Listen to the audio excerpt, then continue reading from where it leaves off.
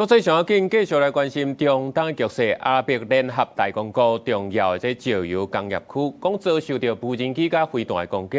伊朗阁放出风声，讲有拍到美军的军舰。也联合国是警告，讲反对任何可能引起大规模军事对抗的行动。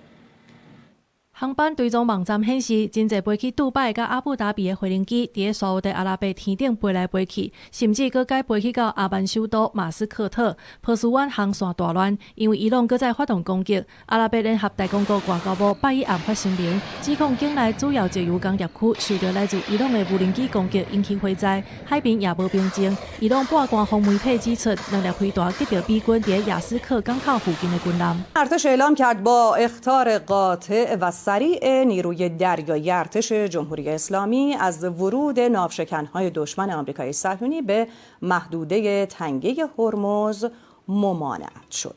不过，美国中央司令部虽透过社群媒体答文反驳这个讲法，强调并无军舰受到损害，但都指控伊朗发动小艇甲无人机扫了商船。美军已经绑了6到7架伊朗快艇，另外有一架南韩营运的货轮也传出爆炸导火，掉伫海峡。美国总统川普伫社群平台证实，而且邀请南韩加入美方的自由计划护航任务。面对川普指控，一个北约国家伫伊朗战争当中对美国支持的力头无够，北约秘书长鲁迪回应，欧洲已经听入去啊。